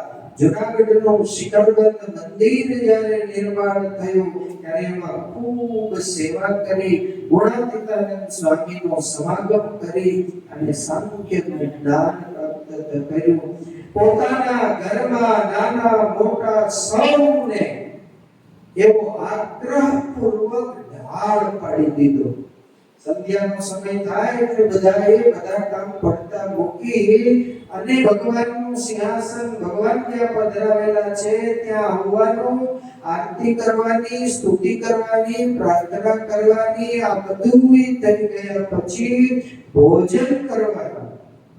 અને ભોજન કર્યા પછી ધૂન, કીર્તન, નિત્ય નિયમની માળા, કથા અને નિત્ય નિયમ સાંભળવા. નિત્ય નિયમ કોને કહેવાય?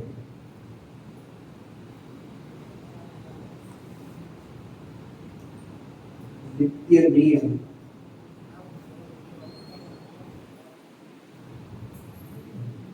ચેષ્ટા જેને કહીએ છીએ ને, ચેષ્ટા, સ્વાભાવિક ચેષ્ટા. કોને ખબર કોને છે કે આની ચેષ્ટા કહેવાય?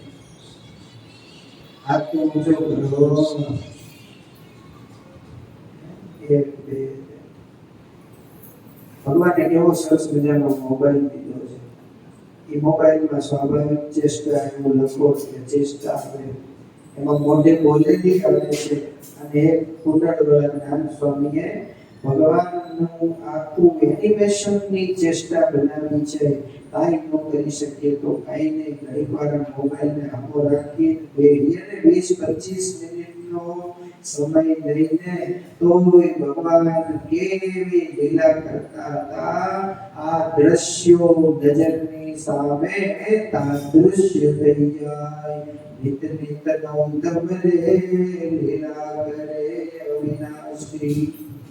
એ જે નવી લીલા કરતા હતા, ક્યારેક ધ્યાન કરાવે, ક્યારેક બેસે, ક્યારેક જમવા બેસે ક્યારેક એક પગ આમ ઊભો રાખીને બેસે, ક્યારેક ઉપરની ઓઢીને બેઠા હોય, ક્યારેક ઉપરની ઓઢીને કાન ઉગાડા રાખે. આવું દ્રશ્ય જોયું છે. ઓઢી ઉપરની રાખી કાન ઉગાડા, શોભાનિધિ ગણું ગમતા. કીર્તન પ્રભાતિયું છે ને, એ પ્રભાતિયા કીર્તનમાં આ કડી છે. તો આવી રીતે આમ માથા ઉપર નાખી પછી અહીંથી આમ લે, આમ ઉપરની રાખે એટલે કાન ઉગાડા હોય, એમ રાખીને ભગવાન જમતા હોય. આ જે સ્વાભાવિક ચેષ્ટા એનિમેશનની છે તમે જોવો, એમાંથી એક એક દ્રશ્ય એકાદુય જો યાદ રહી જાય કે અંત સમયે જો યાદ આવે ને તોય કલ્યાણ. એમાં તમે જો સ્વાભાવિક ચેષ્ટા જોઈ તો મારા જમે છે આમ કેળું જમે છે, પછી તે બટકું આમ તોડે છે ને, એ લીલા આમ એકદમ જો બરાબર ધ્યાનથી જોઈએ તો આમ હૃદયમાં ચોંટી જાય એવી લીલા છે. બીજી એક લીલા છે દરબારગઢના ઓરડાની ઓસરીમાં ઢોલિયા ઉપર ગાદી તકિયા હોય અને એ તકિયા ઉપર ભગવાન બેઠા હોય. કોક જોઈ જાય ને તો એને એમ લાગે આને બે હજાર આવડતું નથી. આ ગાદી તકિયો બહાર રાખવાનો હોય કાંઈ બે અહીંયા હું આવી બેઠો છું બરાબર, આમ તમને એમ લાગે કે બરાબર બેઠા, પણ જો અહીંયા તકિયા ઉપર બેઠો હોય ને અડધા લોકોમાંથી નાસ્તા એમ કે સ્વામીનું ફરી ગયું લાગે છે. તો તકિયા ઉપર બેસતા મહારાજ ક્યારે. આ બધી ભગવાનની લીલાઓ છે, એ સ્વાભાવિક ચેષ્ટા છે. આ વાત એટલા માટે કરી કે માવા ભગતને સત્સંગ થયા પછી એ ઘરે બેસીને પરિવારના સભ્યો ધૂન કરતા, માળા ફેરવતા, કથા કરતા, વાંચતા, સાંભળતા અને પછી નિત્ય નિયમ બોલીને ભગવાનને પોઢાડીને પછી પોતે પોઢતા. પોતે પ્રભુ સકલ મુનિ કેશમ સ્વામી નારાયણ દિવ્ય મૂર્તિ. સ્વામી નારાયણ દિવ્ય મૂર્તિ સંતન કે શરણ. બોલે પ્રભુ સકલ મુનિ કેશમ અક્ષર પરયાનંદ ઘન પ્રભુ કિયો હે ઉપરઠા. આ પોઢડીનું પદ છે એ છેલ્લે ભગવાનને પોઢાડી અને ભગવાનને પ્રાર્થના કરી, ભગવાનનું સ્મરણ કરતા કરતા આપણે સૂઈ જઈએ તો રાતે સપનામાં ભગવાન આવે. હવે આપણે શું જોતા ભૂલીએ છીએ? સપનાનો આધાર એની ઉપર છે. કોને યાદ કરતા કરતા સૂઈએ છીએ? સપનાનો આધાર એની ઉપર છે. મનને ને સ્વપ્નને બેયને સંબંધ છે. મન જેને યાદ કરતા કરતા સૂઈ જશે, રાત્રે સપના એના આવશે. સાપને યાદ કરશે તો સાપના સ્વપ્ન આવશે. ઘણે એમ થાય મારે કાટલે સાપ સીડ્યો છે, સ્વપ્નમાં જ આવતું હોય પણ પછી જાગ્રતમાં ઊભો થઈ જાય કાઢી. તો હારા સ્વપ્ન લાવવા હોય તો ભગવાનને યાદ કરતા કરતા, ભગવાનની કથા ભજનાને યાદ કરતા કરતા ભગવાનના નામનું સ્મરણ ને સંકીર્તન કરતા કરતા સૂવું જોઈએ. આ તો ભાવા ભગતની વાત આવે છે. ભાવા ભગતને આવો નિયમ હતો. એને પરિવારના બધા સભ્યોને કીધું હતું. ભલે બધા અહીંયા ન આવ્યા હોય, ઈ ન આવે તો કઈ નહીં, પણ એને આપણે એટલું તો કહી શકીએ ને કે તમે નહોતા પણ આજ બધામાં આ વાત આવી.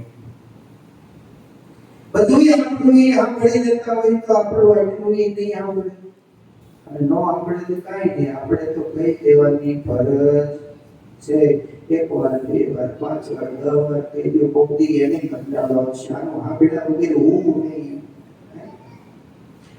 એટલે આપણને ભગવાન જે ઓળખાયા છે એ ભગવાન એને ઓળખાવવા જોઈએ. ઘરના પરિવારના બધા સભ્યોને આ રીતે બાવા ભગતનું ઘર સવાર સાંજ જુઓ તો કોઈ ઋષિ મુનિનો આશ્રમ હોય ને આવું વાતાવરણ થઈ ગયું. એ પ્રભુનું સ્મરણ થતું હોય, મંગળ વાતાવરણમાં કોઈ કીર્તન ગાતું હોય, અને એ બાજુમાંથી કોઈ પસાર થાય ને તો એ સરસ મજાનું આ પ્રભાવશાળી જીવન હતું, જેને કારણે સાંભળનારા અંતરમાં પણ વહેલી સવારે સારા વિચારો આવતા હતા. આપણે પ્રભાતિયા સવારે ઘરે બોલવા જોઈએ. બાજુવાળો એકાદો સાંભળે ને તો એનું કલ્યાણ. તો આવી રીતે સત્સંગનો પ્રચાર કર્યો. ગ્રહસ્થાશ્રમમાં રહીને ત્યાગીના જેવું જીવન બાવા ભગત જીવતા હતા.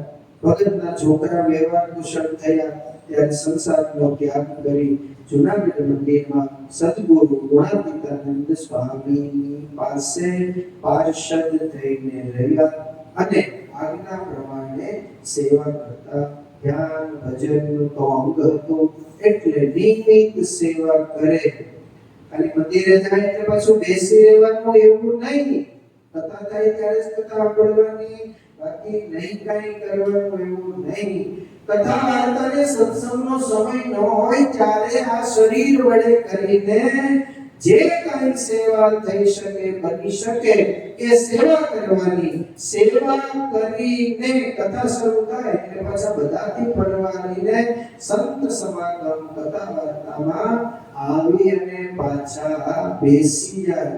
આવું બાવા ભગતનું જીવન થયું. ક્યારેક કોઈ ન હોય તો એકાંતે એકલા બેસી જાય, આંખો બંધ કરીને બેસે અને ધ્યાન કરે.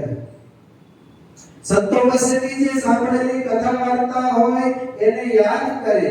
આ બધું જ્યારે સ્મરણ કરે ત્યારે વિશેષ ને વિશેષ ભાવ ભગવાનમાં એને પ્રગટ થયો.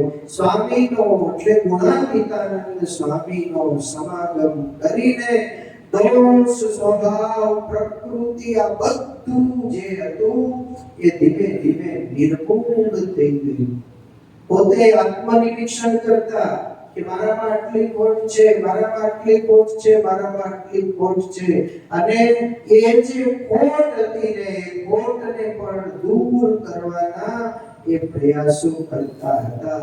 મોટા મોટા જ્ઞાની વિદ્વાનો આ બધા જ જે હોય એને પણ દોષ ટાળવો, સ્વભાવ છોડવો, પ્રકૃતિ છોડવી, માયિક પદાર્થ કે સગા કુટુંબીમાંથી આસક્તિ ટાળવી, આ બધા કાર્યો બધાને માટે અઘરા અને કઠણ છે.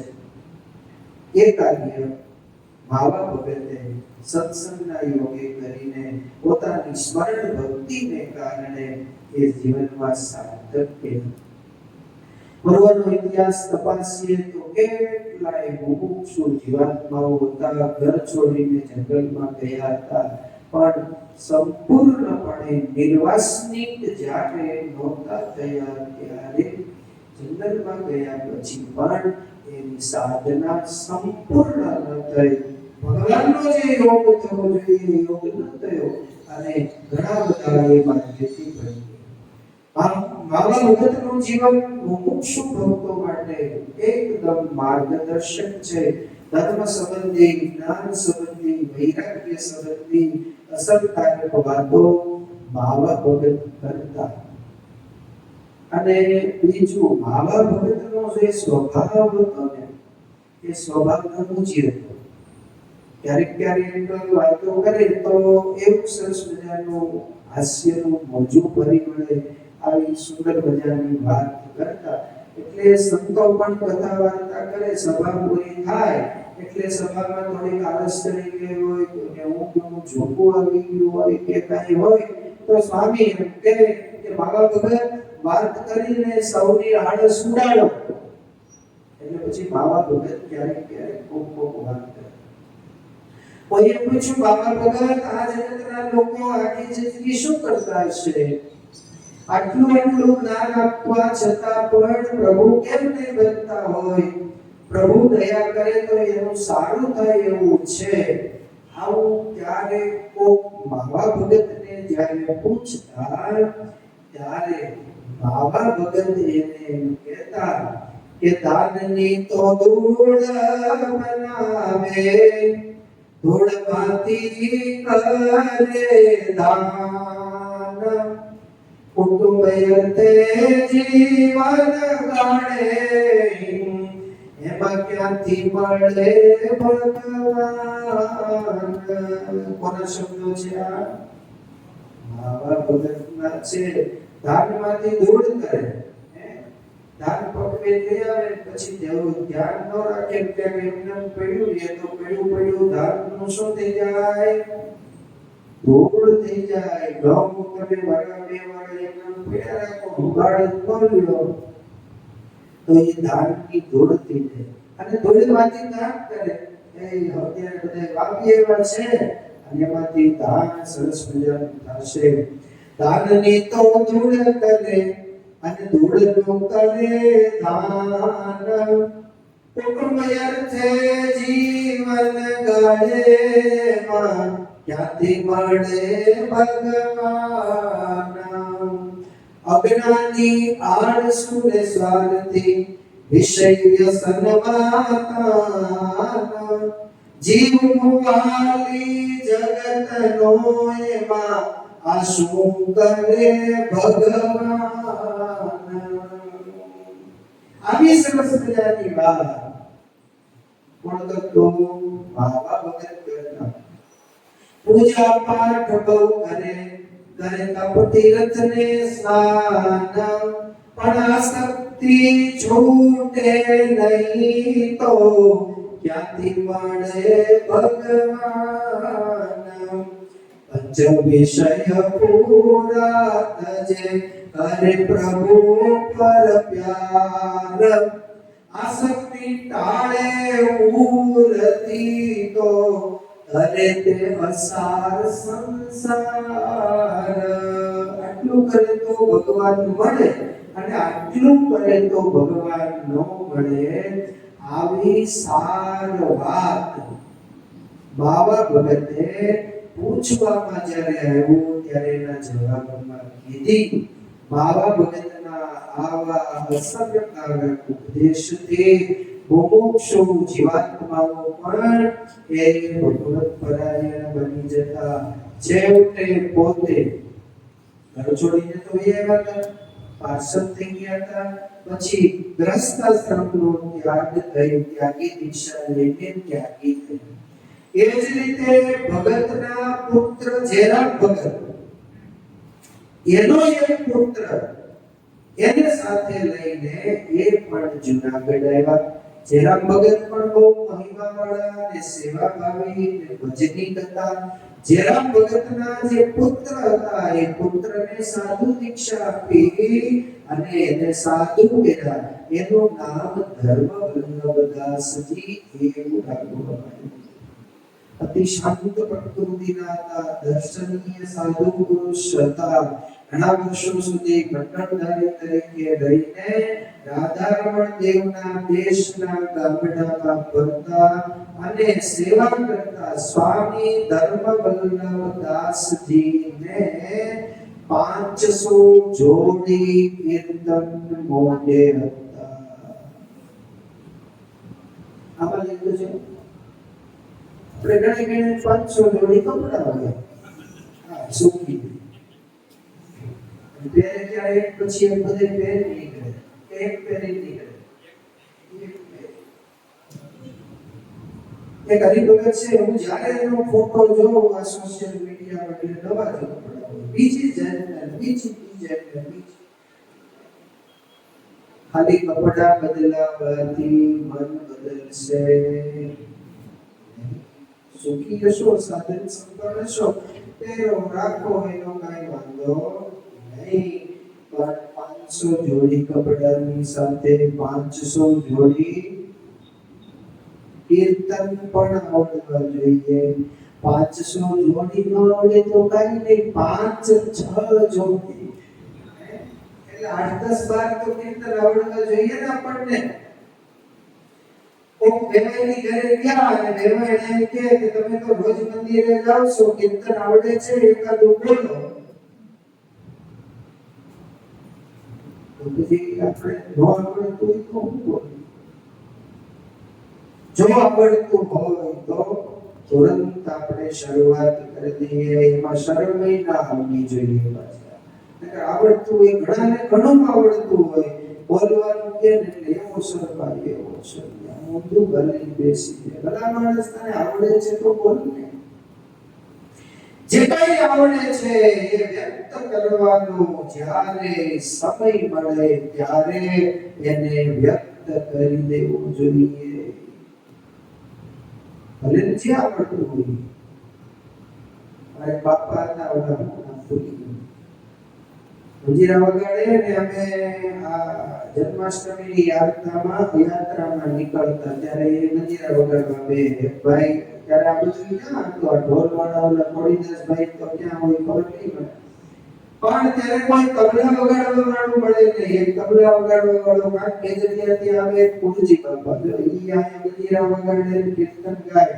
પછી કીર્તન ગાતા હરિ હરિ તે વદનો એ મોરલો ગિરધારી રે.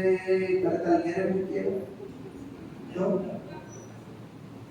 લાવણા ભેગી રાખવી જોઈએ. ક્યારેક ક્યારેક કપડાવા થાય.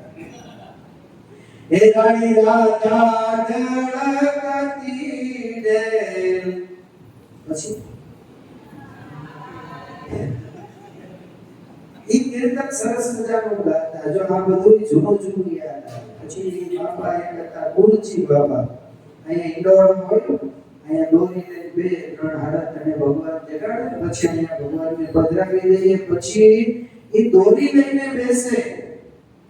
એ દોરી લઈને બેસતા ને કીર્તન ગાતા કે હોઈ જા મારા વીર, હોઈ જા મારા વીર, હિરલાની દોરડી ઉતારું, બાળકને હાલરડું, બાળકને હાલરડું.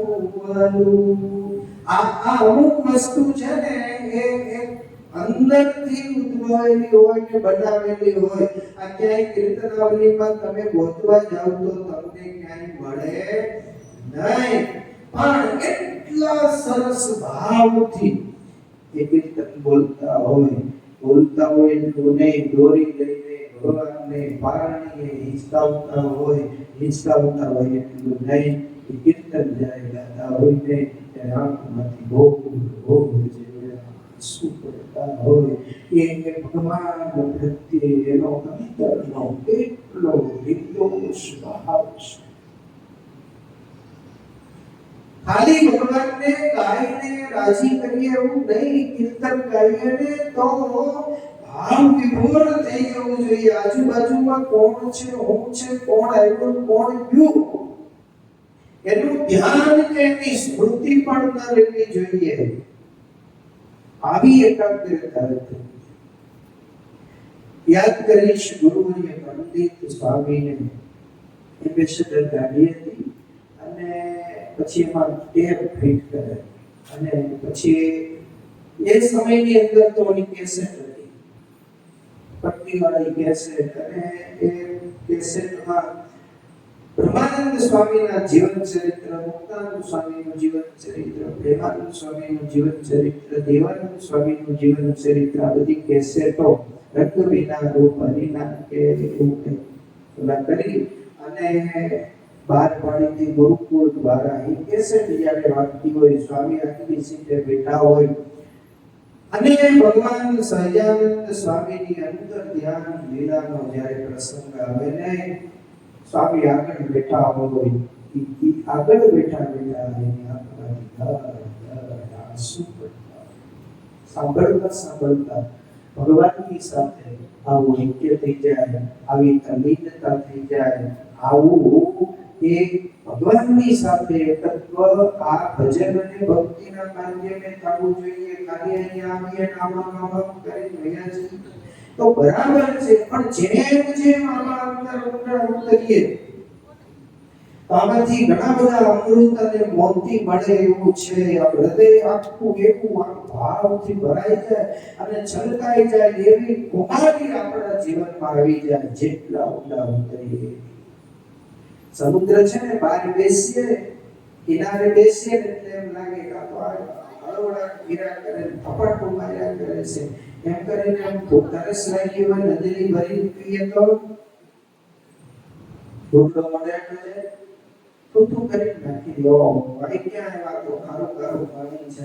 પણ એ જ સમુદ્રમાં કોઈ અંદર ઊંડાણે ડૂબકી દઈ અને જ્યારે જાય તો એમાંથી એક છીપ મળે, છીપ લઈ આવે એને જ્યારે ખોલે તો એ છીપમાંથી સુંદર મજાનું 1,00,000 રૂપિયાનું મોતી નીકળે. એટલે કવિઓ એમ કહે કે ઊંડાણે ઉતરા વિના મોતી નહીં મળે, આંખો મીચી ગયા વિના જ્યોતિ નહીં જડે. કાંઠે બેસીને છબછબિયા કરનારાને શંખલે મુઠી ભરાય. કાંઠે બેસીએ તો શું મળે? નકરા શંખલા કોડા જ મળે. કોડા તો ગામો ગામે કે બબે ચાર હોય.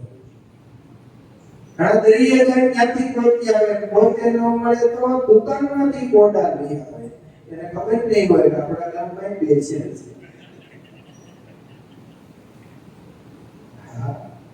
પોતાનું નામ વાળા લઈ આવે, પણ પોતાના નામ વાળો કોડો કઈ સમુદ્રમાંથી ન નીકળે, ફેક્ટરીમાં બનાવે. એટલે ઉડાણે ઉતરા વિના જ્યોતિ નહીં જડે અને ઉડાણે ઉતરા વિના મોતી નહીં મળે અને આંખો મીચી ગયા વગર જ્યોતિ નહીં જડે. ભગવાનને મેળવવા છે આપણે જે દેખાય છે એને અહીંયા પ્રસ્થાપિત કરવા પડશે. અહીંયા પ્રસ્થાપિત થઈ જાય પછી હૃદયમાં ભાવ જાગવો જોઈએ અને ભાવથી જ્યારે ભજન ભક્તિ કરતા હોય એને મારો વાલો ભગવાન 5 દિવસ આવીને એમ કહી જાય કે 5 દિવસ પછી હું લઈ જઈશ. પછી એ તમને કે ન કે પણ એ પોતાને જવાની તૈયારી પોતાની રીતે કરી લેતા હોય. એ ગુરુજી બાપા જ્યારે જવાના હશે ત્યારે એને કહ્યું કે સાધુને અહીંયા બોલાવો. અહીંયાથી બધા સંતો ઠાકોરજીને લઈને ત્યાં ગયા. ઠાકોરજીના દર્શન કરાવ્યા, આરતી કરી, થાળ ધરેલો, પછી સંતોને ધોલિયા વગાડ્યા. આ બધું જ એને કરાવી દીધું. પછી 2 કે 4 દિવસમાં એ દેહ છોડીને જાય. એને કીધું નહીં હોય કે 5 દિવસ પછી હું વયો જવાનો છું, પણ એક વાત નક્કી અને નિર્વિવાદ છે કે એના અંતરમાં એમ થઈ ગયું કે હવે મારે જાજુ રહેવાનું નથી, હું મંદિરે જઈ શકું એમ નથી. તો ભગવાનના સાધુના એકવાર મારા જીવનમાં દર્શન કર્યું અને અંતરની પ્રેરણાથી આવું થાય. પછી દેહ છોડીને જવાનું થાય. આવો જીવ જ્યારે દેહ છોડીને જાય ત્યારે એને ભગવાનના સ્વરૂપના સુખની પ્રાપ્તિ થાય છે, અક્ષરધામના સુખની પ્રાપ્તિ થાય છે. વાલા ભક્તો, આ ભક્તોના જીવન ચરિત્રો આપણને પણ કાંઈક જીવન જીવવાની પ્રેરણા આપે છે. કથા અને સત્સંગનો યોગ એટલા માટે રાખવાની ભલામણ કરવામાં આવી છે કે કથા જ્યારે સાંભળશું ત્યારે આપણા જીવનમાં કાંઈક પ્રકારનું અજ્ઞાન હશે. આ જગતનો કોઈ માણસ સર્વ વાતે સંપૂર્ણ નથી. એમાં ઉપર આવી જાઓ, કોઈ પણ વિદ્વાન કે પંડિત હોય એને સર્વ વાતનું સર્વ પ્રકારનું જ્ઞાન થઈ ગયું છે એવું કંઈ છે નહીં. પણ જેમ જેમ પુસ્તકોનું વાંચન થતું જાય, કીર્તન ભક્તિ થતી જાય, ભજન થાય, માળા થાય અને આવી વાતોનું સ્મરણ જ્યારે થાય ત્યારે જ્ઞાનની વૃદ્ધિ થાય છે. જ્ઞાનની વૃદ્ધિ થાય એટલે ભગવાનમાં વધારે અને વધારે પ્રેમ જાગૃત થાય છે. એવા પ્રેમને જાગૃત કરવા માટે આ દિવ્ય કથાનું આયોજન છે. આજે ચોથા દિવસની કથાને પરમેશ્વરના મંગલ મહિનાની સાથે અહીંયા પૂર્ણ કરીએ. Swaminarayan Swaminarayan Swaminarayan Swaminarayan.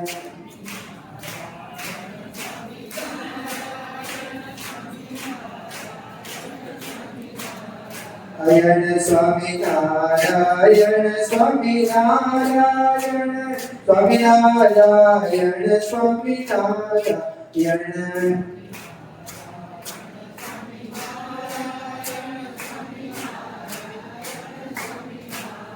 Ayana Swami Narayana Swami Narayana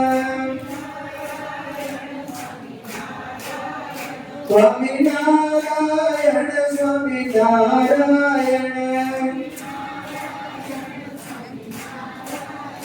Swami Narayana Swami Narayana.